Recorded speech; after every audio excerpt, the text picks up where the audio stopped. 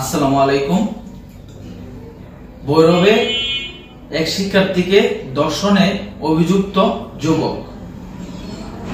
কিশোরগঞ্জ জেলার ভৈরব উপজেলার শ্রীনগর উচ্চ বিদ্যালয়ের সপ্তম শ্রেণীর শিক্ষার্থীকে ধর্ষণের অভিযোগ করা হয়েছে।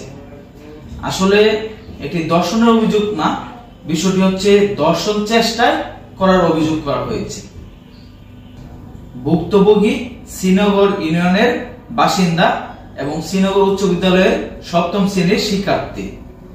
বুধবার 26শে ফেব্রুয়ারি ভৈরব থানায় অভিযোগ দাখিল করেন ভুক্তভোগীর মা। অভিযুক্ত যুবকটি শ্রীনগর ইউনিয়নের বাসিন্দা রাজন মিয়ার ছেলে মোহাম্মদ ইমন মিয়া। তার বয়স 20 বছর। ভুক্তভোগী শিক্ষার্থীর মা জানান, ইমন মিয়া বিগত 4 মাস যাবৎ এই মেয়েটিকে ধর্ষণের চেষ্টা চালিয়ে যাচ্ছে এবং গত রাত 9টার দিকে মেয়েটি প্রকৃতির ডাকে বাহিরে যায়। তখন ইমন তার সাথে জুজবস্তি করে ধর্ষণের চেষ্টা চালায়। তখন মেয়ের চিৎকার শুনতে পেয়ে এলাকাবাসী তাকে উদ্ধার করেন। এই ঘটনায় এলাকার গণ্যমান্য ব্যক্তিবর্গের কাছে বিচারের জন্য গেলে তারা কোনো ব্যবস্থা নেননি। পরবর্তীতে ভুক্তভোগীর মা ইউনুর সাথে যোগাযোগ করেন এবং ভৈরব থানায় অভিযোগ দাখিল করেন। বখাটে ইমন এলাকায় মাদকসেবী হিসেবে চিহ্নিত। সে বিভিন্ন অসামাজিক কার্যক্রমের সাথে জড়িত বলেও জানা যায়। এই বিষয়ে ভৈরব থানার অফিসার ইনচার্জ জানান যে মেয়েকে ধর্ষণের চেষ্টার অভিযোগ পেয়েছি, তদন্ত সাপেক্ষে এর যথাযথ আইনি প্রক্রিয়া চালানো হবে। অভিযোগে উল্লেখ আছে মেয়েটিকে বিগত 4 মাস যাবৎ ধর্ষণের চেষ্টা চালাচ্ছে বখাটে ইমন। সেক্ষেত্রে গত 4 মাস পারিবারিকভাবে অথবা সামাজিকভাবে কোনো ধরনের কোনো পদক্ষেপ কি নেওয়া হয় নাই? কেন নেওয়া হয়নি এই বিষয়ে পদক্ষেপ? নাকি বিষয়টা এমন যে মেয়েটিকে ছেলেটা উত্ত্যক্ত করত, প্রেমের প্রস্তাব দিয়েছিল, রাস্তাঘাটে একটু ইপটিজিং করত, সেই কারণে এখন ধর্ষণের চেষ্টায় অভিযুক্ত করা হয়েছে?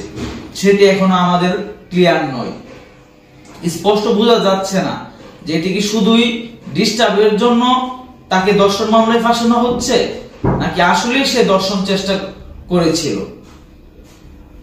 তবে আমি চাই এই ঘটনার সুষ্ঠু তদন্ত হোক এবং সুষ্ঠু বিচার কার্যক্রম শুরু হোক। এই বিষয়ে আমি একজন রিপোর্টারের সাথে যোগাযোগ করেছিলাম। ওনাকে আমি জিজ্ঞেস করেছিলাম যে বিষয়টি কি আসলেই ধর্ষণের চেষ্টা, নাকি রাস্তাঘাটে বিরক্ত করতে বলে ওই ছেলেটিকে ধর্ষণ চেষ্টার মামলায় ফাঁসানো হচ্ছে।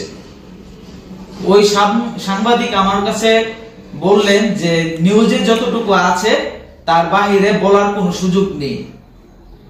মানে উনার বাক স্বাধীনতা হয়তো বা নেই, অথবা উনি বলতে চাচ্ছেন না।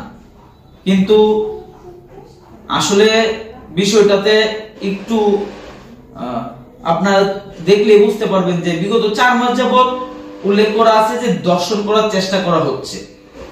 বিগত 4 মাস যাবৎ যদি ধর্ষণের চেষ্টা করা হয়, সেক্ষেত্রে এর মধ্যে তো অবশ্যই কোন না কোন একটা পদক্ষেপ নেওয়া উচিত ছিল। কেন নেওয়া হয় না, এটা হচ্ছে মূল প্রশ্ন। অবশেষে বলতে চাই, বাংলাদেশের দর্শকরা অতিমাত্রায় বেড়ে যাচ্ছে। তারা তাদের কার্যক্রমে লাগাম টানছেন না এবং আমাদের বিচার প্রক্রিয়া দ্রুত হচ্ছে না। সেক্ষেত্রে দর্শকরা রেহাই পেয়ে যাচ্ছে। তাদের অতি দ্রুত আইনের আওতায় এনে বিচার করা হোক, সেটাই আমার চাওয়া, সেটাই আমার প্রত্যাশা। আজ এই পর্যন্তই। ধন্যবাদ সবাইকে।